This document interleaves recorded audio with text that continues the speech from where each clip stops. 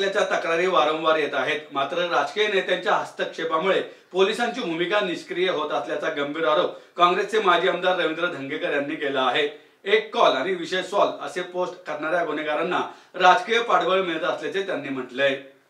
काल कोथरूडमध्ये ज्या युवकांना मारहाण केली आणि त्यांच्या नाकाचं हाड तुटून सुद्धा बरगडीला मार लागून सुद्धा पोलिसांनी कुठलीही कारवाई करताना दिसली नाही आणि त्याच्यामध्ये राजकीय नेत्यांचे फोन पोलीस स्टेशनला वाजत होते आणि वाजल्यानंतर पोलीस बघ्याची भूमिका त्या ठिकाणी घेत होते।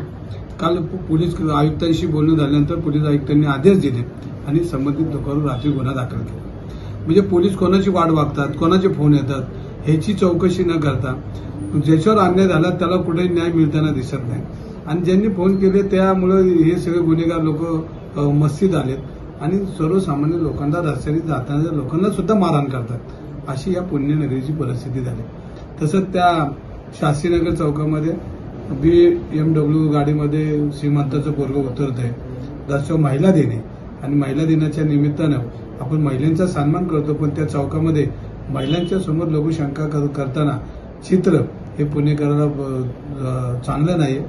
ज्या महात्मा ज्योतिबा फुले सावित्रीबाई फुलेंनी या पुण्याची उंची एका जगामध्ये नेली त्या पुण्याच्या महिलांच्या दिनानिमित्त अशा पद्धतीने वागणाऱ्या लोकांना शासनाने कडक कायदा केला पाहिजे। ही मुलं दारू पिऊन कुठनं आली, कुठली गाडी चालवली, कुठनं आली याची सविस्तर माहिती घेऊन संबंधित लोकांवर यांनी गुन्हा दाखल केला पाहिजे। कालच मोमीनपुऱ्यामध्ये एका हातगाडी व्यावसायिकाला तिथल्या गुन्हेगारांनी मारहाण केली।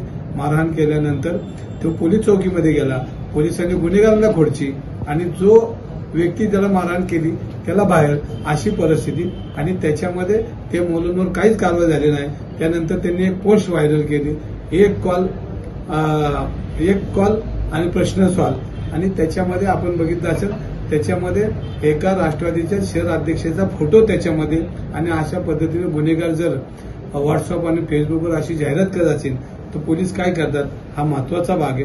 आणि तसंच खेडमध्ये बी एका युवकाला मारताना दिसतंय तर पुणे पोलीस घर खात्याने याच्याकडे लक्ष दिलं पाहिजे। पुण्यात जर वाढत्या पुण्याची परिस्थिती जर अशा पद्धतीने असेल तर त्याला फौज पाटात सगळी यंत्रणा ही गृह खात्याने पुरवली पाहिजे।